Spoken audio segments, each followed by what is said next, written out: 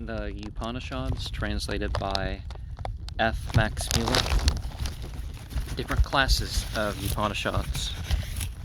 The ancient Upanishads, i.e. those which occupy a place in the Samhitas, Brahmanas, and Aranyakas, must be, if we follow the chronology, which at present is commonly, though it may be provisionally only received by Sanskrit scholars, older than 600 BCE, i.e. anterior to the rise of Buddhism. As to other Upanishads, then their number is very large, which either stand by themselves or which are ascribed to the Atharva Veda. It is extremely difficult to fix their age. Some of them are, no doubt, quite modern, for mention is made even of a law Upanishad. Well, given that it's a Sanskrit word found in the Rig Veda, we need not assume that it waited for the Arabic language for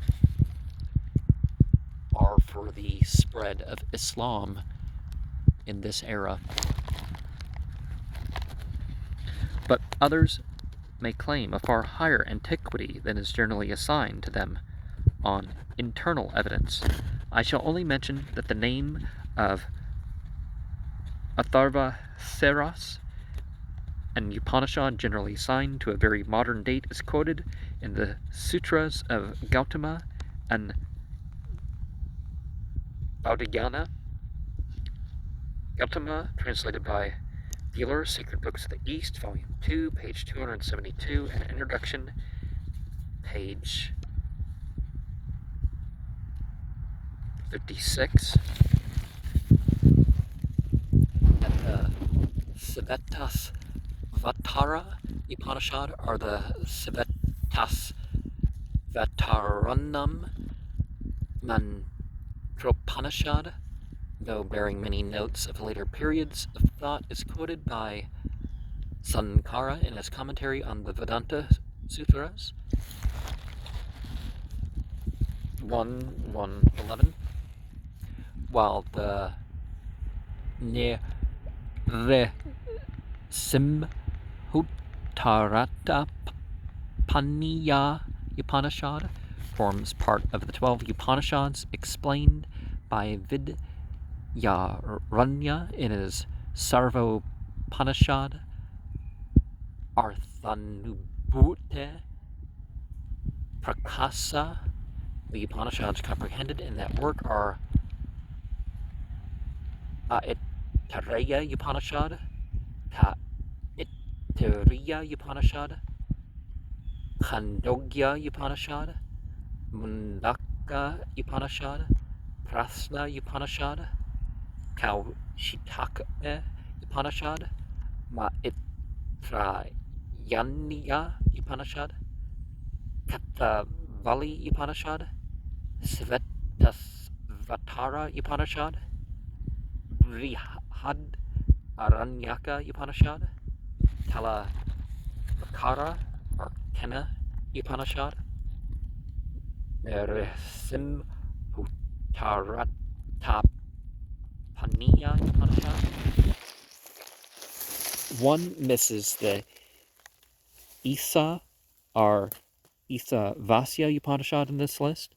The Upanishads chiefly studied in Bengal are the Brihad Aranyaka, the Aitareya, the Khandogya, the Taittiriya, the Isa, the Kena, the Katha, the Prasna, the Mundaka, and the Mandukya, to which should be added the Svetasvatara.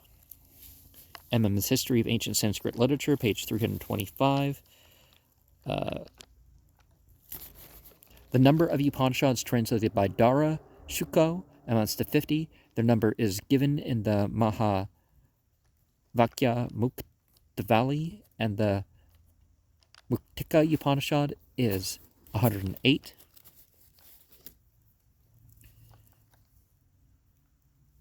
Dr. Burnell thinks this is an artificial computation, 108 being a sacred number in southern India. See Keelhorn and Go's papers on Sanskrit literature are perhaps, just like the yasna may not be the original yasna, there was the idea that there was a certain number of them, and that ended up being represented, and people chose different lists of them. Just like there's this idea of that the original Gospel of Jesus was 19 chapters.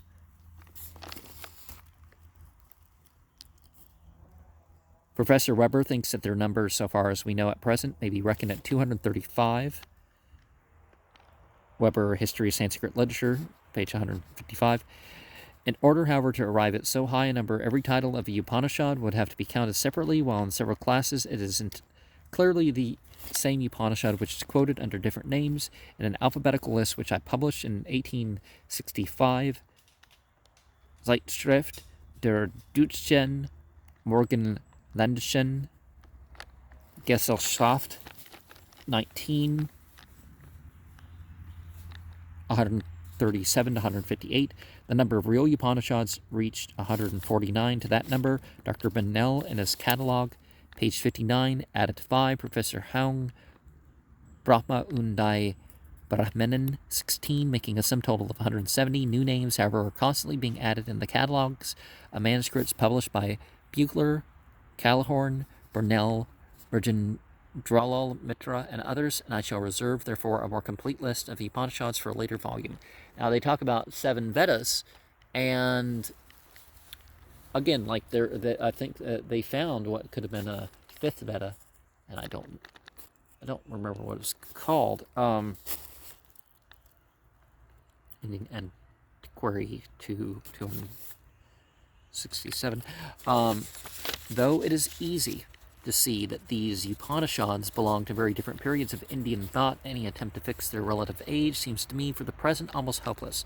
No one can doubt that the Upanishads, which have a place assigned to them in the Samhitas, Brahmanas, and Aranyakas, are the oldest. Next to these, we can draw a line to include the Upanishads clearly referred to in the Vedanta Sutras, are explained and quoted by Sankara, by Sayana, and other more important commentators. We can distinguish the Upanishads in prose from the Upanishads in mixed prose and verse, and again Upanishads in archaic verse from the Upanishads in regular and continuous Anushtubh slokas. We can also class them according to their subjects, and at last, according to the sects which they belong.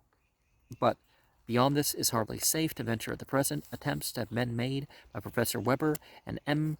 Renowned to fix in each class the relative age of certain Upanishads, and I do not deny their arguments, even when they conflict with each other, considerable weight in forming a preliminary judgment, but I know of hardly any argument which is really convincing, or which should not be met by counter-arguments equally strong. Simplicity may be a sign of antiquity, but it is not so always, for what seems simple may be the result of abbreviation. One Upanishad may give the correct, another evidently corrupt reading, yet it does not follow that the correct reading may not be the result of an emendation. It is quite clear that a large mass of traditional Upanishads must have existed before they assumed the present form, where 2 or 3 or 4 Upanishads contain the same story, told almost in the same words. They are not always copied from one another, but they have been settled independently in different localities by different teachers. It may be for different purposes. Lastly, the influence of Sakas, our schools, may have told more or less on certain Upanishads. Thus, the Mitra Yanika, the Maitra Yanikya Upanishad, as we now possess it, shows a number of irregular forms which even the commentator can account for only as peculiarities of the Maitra Yaniya Saka. They are generally explained as Khandasa, but in one place, the Maitra Yaniya Upanishad 2:4. The commentator treats such irregularities as Atak kak asan kata papa, a reading peculiar to the Maitra Gania school. Some learned remarks on this point may be seen in an article by Dr. L. Schroeder, Uber die Maitrayani Samhita. That Upanishad, as it has come down to us, is full of what we should call clear indications of a modern and corrupt age. It contains in 637 a sloka from the Manava Dharma Sastra, which startled even the commentator, but it is explained away by him as possibly found in another Saka and borrowed from there by Manu. It contains corruptions of easy words which one would have thought must have been familiar to every student.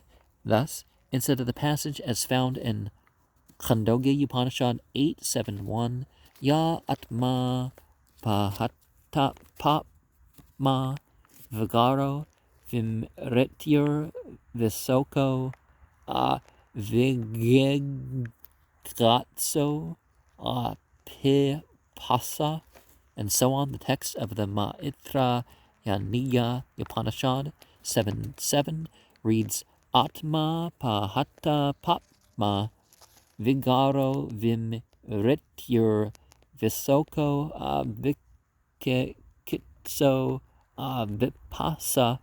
Here again reads the commentator, explains that another Saka reads Vigegatsa, and that Avipasa is to be explained by means of a change of letters as Epipasa. Corruptions, therefore, are modern elements which are found in one Upanishad as handed down in one Saka, do not prove that the same existed in other Sakas, or that they were found in the original text. All these questions have to be taken into account, for we can venture to give a final judgment on the relative age of Upanishads which belong to one and the same class. I know of no problem which offers so many similarities with the one before us as to that of the relative age of the four Gospels. Well, a lot of that's clear. 90s to 150 for the first, editions of them. And, of course, with the rest of the so-called accepted New Testament, we have over 10,000 variations. And I'm not just talking linguistic variations of dialect or something. All the difficulties which occur in the Upanishads occur here, and no critical student who knows the difficulties that have to be encountered in determining the relative age of the four Gospels will feel inclined in the present state of Vedic scholarship to speak with confidence on the relative age of the ancient Upanishads. And, editing, adding, subtracting, that sort of thing. The Bible has a lot of the Bibles have verses that weren't around when my father was a kid. And I bet when I'm old, maybe there'll be more additions and subtractions to that. So, before we criticize the Indian, Pakistani, Bangladeshi people, we should probably look at what has been done elsewhere too. But then again, over time, don't people learn and make it possible to actually preserve scriptures word by word, letter by letter, because of the mistakes in the past, and both in the transmission and in the the people around?